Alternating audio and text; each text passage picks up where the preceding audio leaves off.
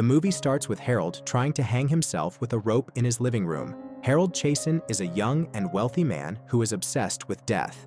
His mother, Mrs. Chasen, walks through the door and casually sits on the sofa without bothering about Harold's act of hanging. She is well aware of his obsession, so she ignores him and picks up the ringing phone. After finishing her conversation over the phone, she asks Harold to cut the drama and come for dinner at 8 in the evening. At the dinner table, Harold and his mother are joined by some of her friends. She asks Harold to stop playing with his food and behave properly. Here we come to know that Harold's father is no longer alive, and Mrs. Chasen had a hard time raising Harold, as he was very hard to deal with from childhood and has a history of bad health.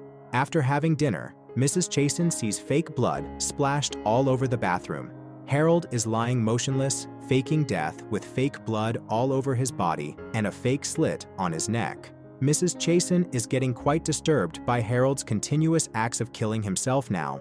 We then see Harold meeting his psychiatrist. He tells the psychiatrist he enjoys putting up acts of killing himself as he's obsessed with death.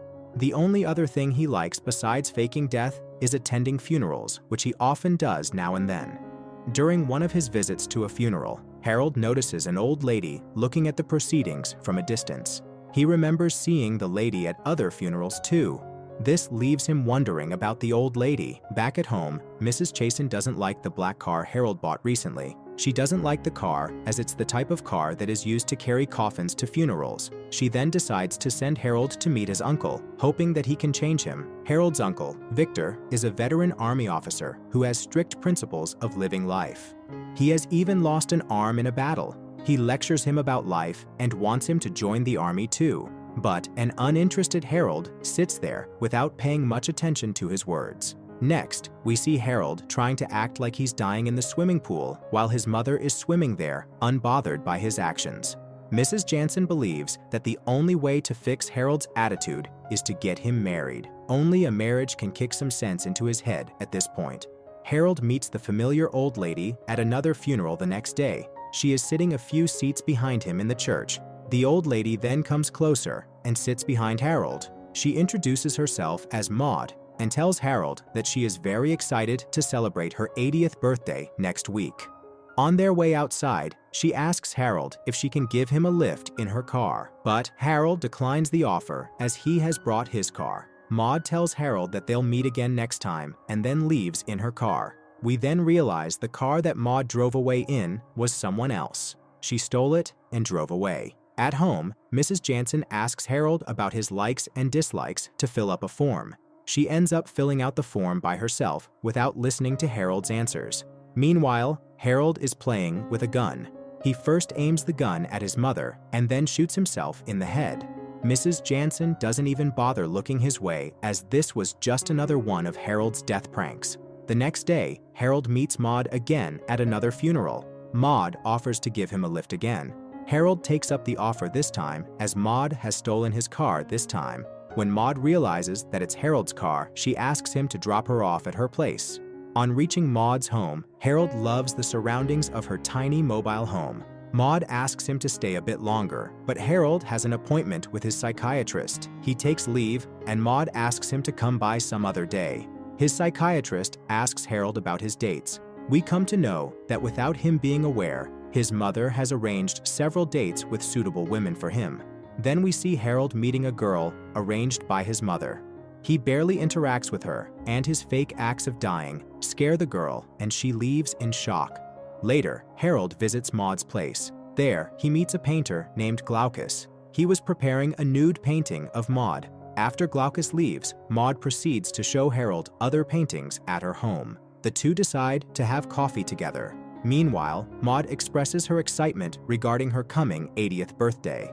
Harold finds it quite hard to accept that Maude is 80 years old. Even though her body stands true to the fact, her spirit is very young and cheerful. We then see Harold and Maude going out for a walk in a garden. Harold is fascinated to learn more about Maude and her personality. Despite her old age, she manages to stay happy all the time. She believes in doing things that make her feel good without caring much about other people's opinions or thoughts. Maude is the opposite of Harold, a young man who hates living and is attracted to death. One day, Maude takes Harold to the town with her in a car. Harold realizes that Maude doesn't even know how to drive properly, but she continues driving as she loves it. In the town, Maude inspects a dying tree growing by the sidewalk. She tells Harold that the tree might not survive there and they should take it somewhere more suitable. Then we see some policemen checking the car where Harold and Maude came in as it is parked in the wrong place. Maude thinks of an idea to get rid of the police. She denies owning the car and gets into another car parked nearby with Harold and drives away, stealing it. Over the day, Harold starts enjoying Maude's company. He often visits her place and spends time with her there. Maude teaches him to play different instruments and gifts him a banjo. Harold's personality gradually softens around her. When Harold returns home one day after visiting Maude, Mrs. Chasen presents a brand new silver luxury car to Harold. She asks him to stop driving the old black car and use the new one instead. But later, we see that Harold paints the new car black too. Then we see Harold and Maude taking the tree they noticed the previous day to plant it somewhere suitable. On their way, they pass a toll gate without stopping, and this leads to a policeman following them. The policeman stops them after following them for a while. He asks Maude to show her license, but since she doesn't have one, she steps on the gas before the policeman can do anything. She then quickly gets rid of the policeman, who follows the car on his bike and drives away. The duo plant the tree in a forest, and we can see that Maude is very happy about it. On their way back, they meet the same policeman again. He forces them out of the car, but this time, Maude quickly steals his bike and gets out of there on it with Harold sitting in the back seat. Then we see Mrs. Chasen fixes another date for Harold, and Harold is not at all excited about it. When Mrs. Chasen takes the girl to show Harold's new car, both the ladies are shocked to see that Harold has painted the new car black too. Mrs. Chasen then forces Harold to have a conversation with the girl in her presence, but Harold scares the poor girl by pulling one of his tricks again. Out of frustration, Mrs. Chasen sends Harold to his Uncle Victor again to make him join the army. Harold doesn't want to join the army, and when he shares this with Maude, she too thinks he shouldn't go for it. Then Maude thinks of a plan to prevent his Uncle Victor from enrolling him in the army. The next day, when Harold goes to meet Uncle Victor, Maude appears there too. The two put up an act to scare Victor, and as a result, Uncle Victor stops forcing Harold to join the army. Next, we see Mrs. Chasen arranging yet another date for Harold. But this time around, when Harold tries to scare the girl away with one of her tricks, the girl doesn't get scared at all, and instead starts acting like Harold too.